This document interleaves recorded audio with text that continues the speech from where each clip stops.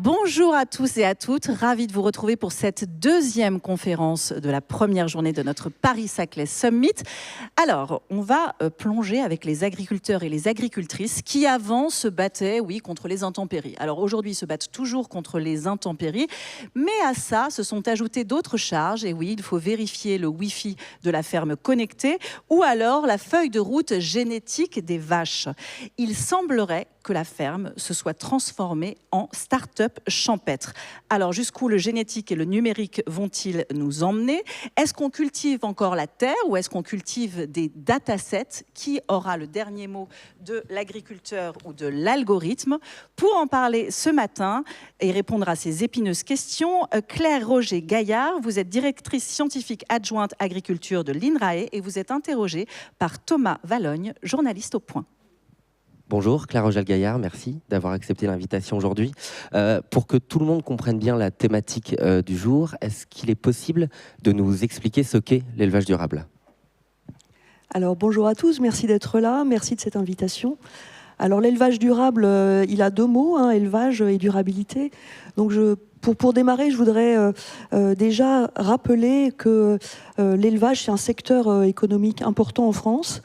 Et pas seulement pour les zones rurales, mais également pour toute l'économie et puis pour tous les citoyens. C'est à peu près 40% du secteur économique de l'agriculture. Et si on rappelle quelques chiffres, en 2024, c'était à peu près 17,6 millions de bovins, c'est plus de 13 millions de porcins, 157 millions de volailles. Donc vous voyez, derrière l'élevage, il y a à la fois des fermiers, des agriculteurs, mais il y a aussi tout le vivant dont nous devons améliorer la connaissance avec tous les outils qui vont pouvoir se développer. Alors l'élevage, il fait face à de nombreux défis qui vont nous amener au fond à cette définition de la durabilité. Donc les défis, ils sont partagés avec les défis d'autres secteurs d'activité. C'est les défis qui sont liés en particulier au changement climatique, avec donc deux grands besoins. Un besoin d'adaptation à la chaleur et aux aléas climatiques. Vous voyez qu'en ce moment, les aléas climatiques, c'est beaucoup d'inondations partout. Mais de temps en temps, c'est des grosses vagues de chaleur, avec parfois au fond des prairies qui fournissent un peu moins d'alimentation que ça ne le devrait, dans certaines pâtures où parfois à certaines saisons, les animaux mangent sans difficulté. Et puis il y a aussi un sujet sur la réduction des impacts, la réduction de l'impact environnemental de l'élevage, avec en particulier les émissions de gaz à effet de serre, mais également l'impact carbone lié à l'alimentation des animaux. Donc vous voyez, se dégagent trois grands sujets et un sujet autour du sanitaire, parce qu'il y a des épisodes aussi. Vous voyez qu'en ce moment, on parle beaucoup de la fièvre. On a parlé de la fièvre hémorragique, on a parlé aussi de la grippe aviaire il y a quelques années. Là, il y a la dermatose nodulaire contagieuse qui fait que cette année, au Salon de l'Agriculture, il n'y aura pas de vaches, par exemple, et il y a eu un certain nombre d'abattages. Donc il ne faut pas oublier que l'abattage tuberculose reste quelque chose qui est annuellement très important aussi. Ensuite, il y a tout le sujet qui est autour de comment rééquilibrer aussi l'alimentation entre consommation de produits d'origine animale, de produits d'origine végétale également. Et puis il y a le sujet de la réduction de l'empreinte carbone avec, si on veut respecter les accords de Paris, 1,5 degré en 2050, voire 2 degrés avec la neutralité carbone en 2050. Il faut donc réduire les émissions de gaz à effet de serre. Et puis il y a aussi tout ce qui est limite planétaire. Donc vous voyez l'équation pour l'élevage, mais il n'y a pas que pour l'élevage que cette équation est compliquée, mais elle est complexe. Et donc ça nous amène à travailler sur les trois piliers de la durabilité qui sont le pilier de l'économie, le pilier de l'environnement et aussi le pilier de la société. Vous voyez, il faut que l'économie soit prospère, que les éleveurs s'y retrouvent, que l'environnement soit respecté, et puis que la société, l'élevage produit de l'alimentation, que l'élevage soit au rendez-vous des besoins de la société. Et dans l'élevage durable, on parle aussi de sélection des animaux. Il y a un outil qui est très connu, c'est la science de la génétique. Est-ce que cette science, elle est toujours d'actualité aujourd'hui ? Alors, ce qui est important, c'est d'avoir en tête que la génétique et la sélection, elle a toujours existé, au fond, depuis que l'humanité s'est engagée dans l'agriculture. C'est il y a à peu près 10 000 ans de ça. Et au fond, il faut avoir en tête que la génétique, c'est vraiment une science de la prédiction.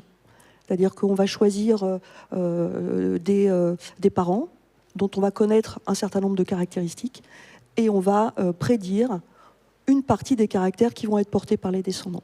Donc ça, c'est une manière d'explorer la diversité biologique qui peut être observée avec de la morphologie des animaux, de la couleur de robe pour des animaux, de la taille, voilà. Et donc ça, c'est quelque chose qui s'est toujours inscrit, au fond, dans la manière de sélectionner et de choisir ces animaux. Et si, par exemple, on dit que c'est une science de la prédiction, si vous croisez un mâle de race normande avec une femelle de race normande, bah, vous pouvez prédire à peu près sans risque qu'à la fin, vous aurez des petits de race normande. Voilà. Donc, la génétique, elle fait cette prédiction-là. Évidemment, il y a un certain nombre de caractères qui sont plus ou moins héritables. Et au fond, cette prédiction, elle pourra se faire pour les caractères qui ont une composante d'héritabilité qu'on va pouvoir retrouver dans la descendance. Alors, ce qui s'est passé ces dernières années, c'est que, vous voyez, il y a eu toute une période où on ne connaissait pas l'ADN. L'ADN, c'est 1953.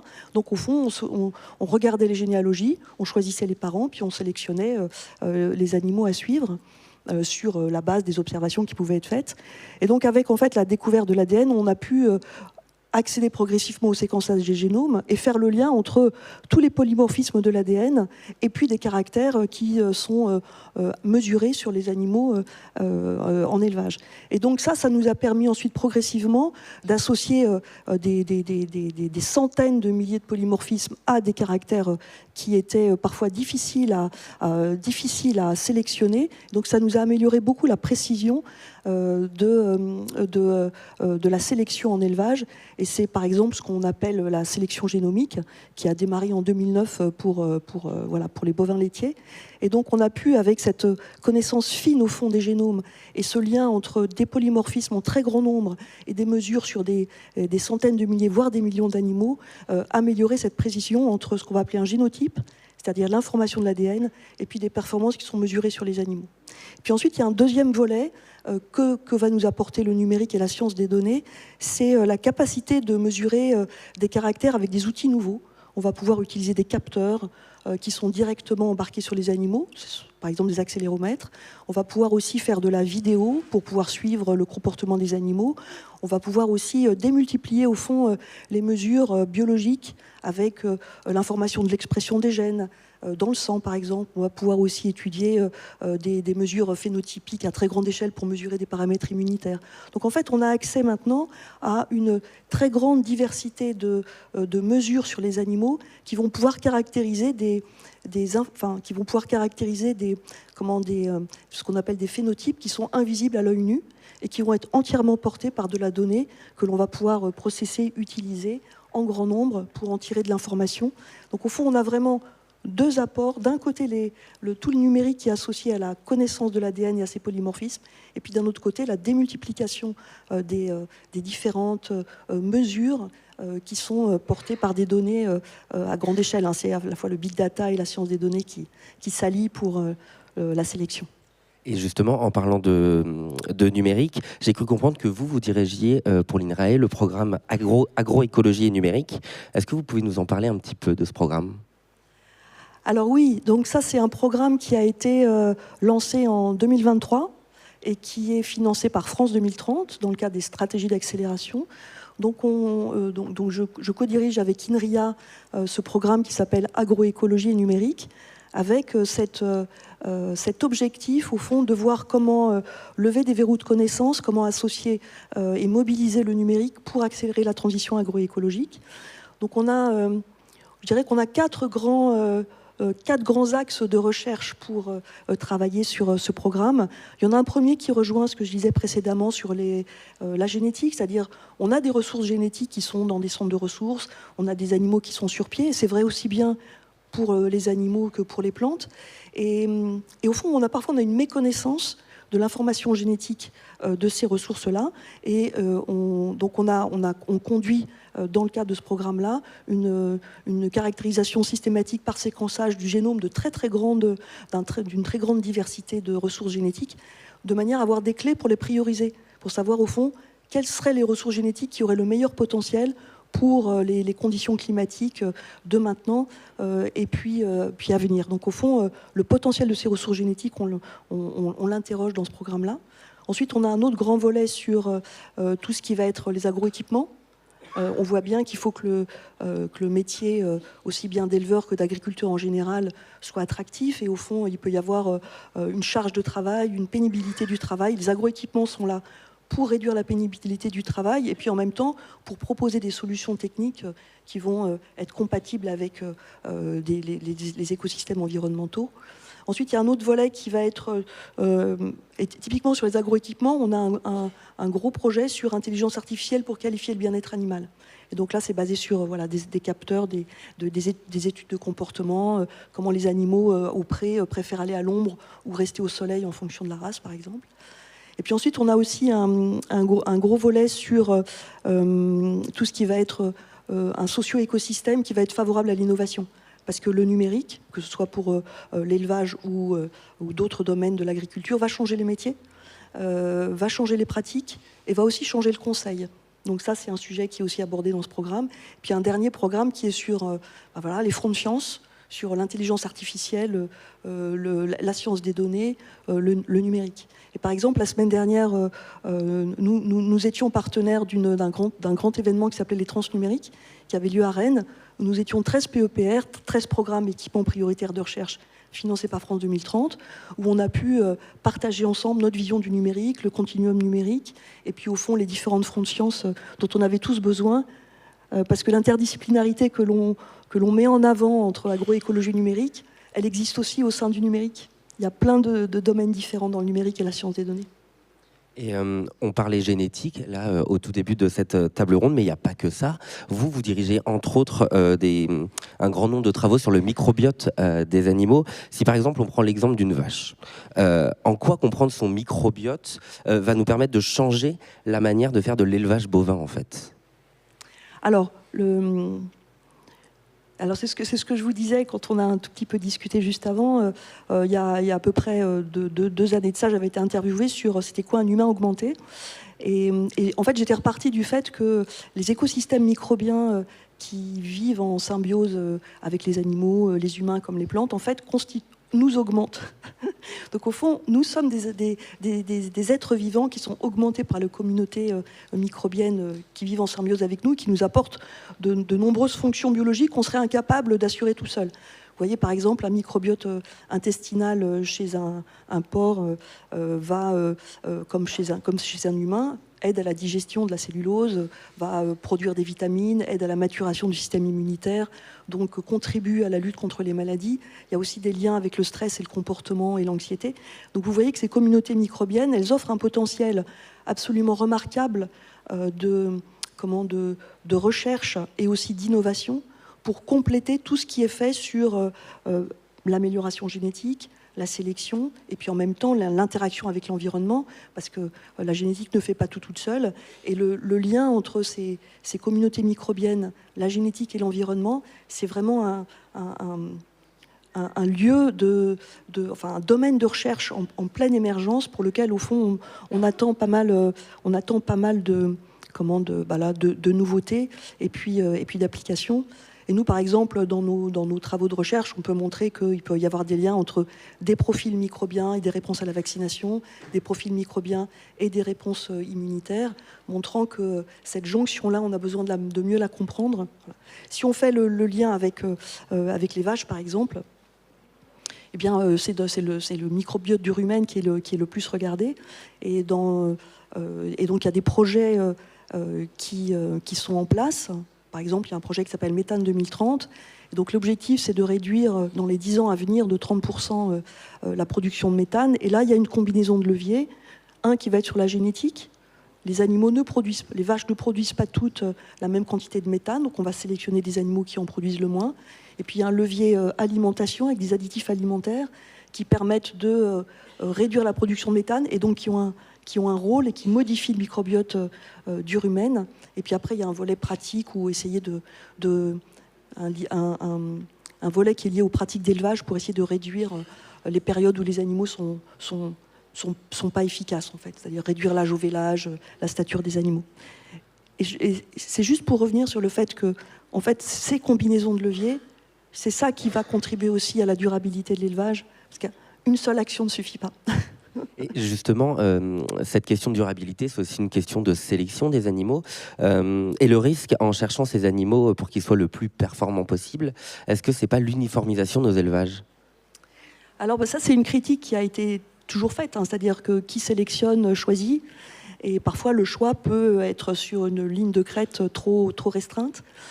Je dirais que quand j'ai parlé tout à l'heure de la sélection génomique, au fond, c'est une manière quand même de diversifier les parents. Donc déjà, ça peut recréer, ça a recréé un petit peu de diversité, ça a recréé de la diversité génétique. Et quand on parle d'agroécologie, que l'on considère comme étant vraiment une voie pour améliorer la durabilité, et en tout cas créer une trajectoire durable pour l'élevage, un des piliers majeurs, c'est la diversification. Donc c'est un cap qu'il faut absolument maintenir. Et au fond, la diversification la diversification et la diversité, elle est importante pour aller vers de la résilience. C'est-à-dire qu'en fait, si les animaux sont tous pareils, face à un aléa climatique, soit ils vont tous résister, soit ils vont tous mal réagir face à cet aléa climatique. Donc l'enjeu, c'est vraiment de créer des conditions d'une diversification qui permettent de résister aux aléas et de créer ce qu'on appelle de la résilience. Donc ça, c'est vraiment un enjeu absolument majeur de rester sur ce cap de la diversification. Oui, c'est absolument essentiel finalement, mais tout ça, l'élevage durable, le numérique, les avancées technologiques, la recherche, ça a un coût, évidemment. Qui doit le payer, celui-ci? Alors ça, c'est un sujet fréquent. Je ne sais pas si certains d'entre vous ont fait les fresques du climat, on met en avant un peu le triangle de l'inaction, hein, c'est-à-dire que les choses n'avancent pas parce que c'est toujours quelqu'un qui n'a pas fait le premier pas. Je dirais que parfois il y a une manière un peu caricaturale de mettre en regard les agriculteurs qui doivent changer, les citoyens qui doivent payer pour les changements opérés par les agriculteurs. Et en fait, il y a toute une chaîne d'acteurs, depuis l'agriculteur jusqu'au citoyen. Et au fond, cette chaîne d'acteurs qui crée la chaîne de valeur économique, il faut la mobiliser pour qu'il y ait à la fois partage des coûts, partage des risques.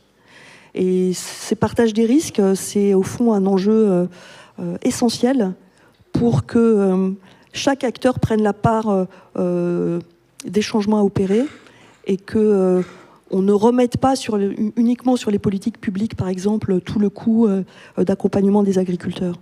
Voilà, je pense que la chaîne intermédiaire entre les agriculteurs et les citoyens doit aussi être activée. La grande distribution, par exemple, peut être un de ces acteurs-là? Oui, voilà, il y a les coopératives, il y a la grande distribution, et puis il y a en fait plein d'intermédiaires qui sont à mobiliser, à interroger. Et voilà, ce partage des risques et ce partage des coûts, il est probablement essentiel pour que la transition puisse s'opérer à la hauteur des enjeux, sans mettre uniquement vraiment en regard l'agriculteur qui doit tout faire et le citoyen qui doit être responsable. Merci Claire Rogel-Gaillard. Il reste quelques minutes pour cette table ronde. Je ne sais pas s'il y a des questions dans le public, mais si vous le souhaitez, vous pouvez bien sûr poser vos questions à Claire. Moi j'ai une question. Bonjour madame, merci pour cet exposé. Attendez, il va falloir juste le micro. Je commence. Merci pour votre exposé. Dans le titre, c'était la génétique et le numérique transforment l'agriculture. Mais la problématique de l'agriculture, moi je travaille plutôt en production végétale, c'est le nombre en fait, de paramètres qui influencent la santé d'une vache ou la santé d'une plante.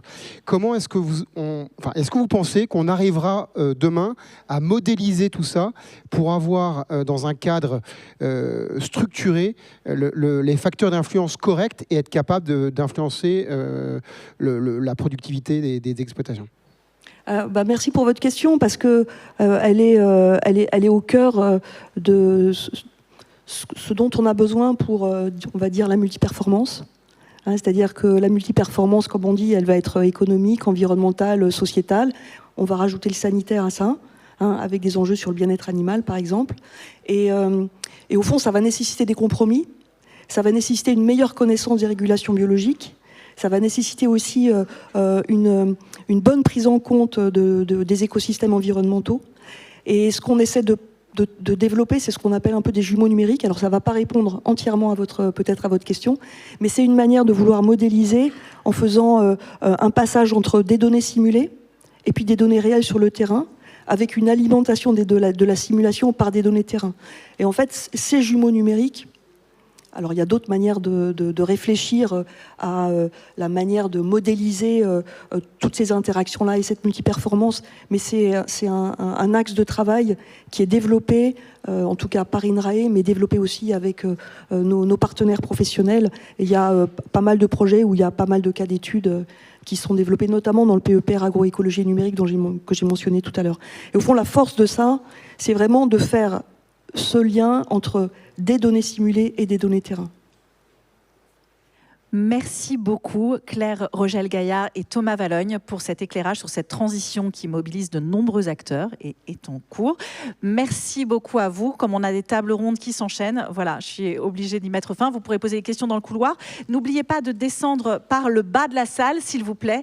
Et la prochaine table ronde est en anglais et en français. Il y a des casques de traduction. Voilà, toutes les annonces sont faites. Merci beaucoup.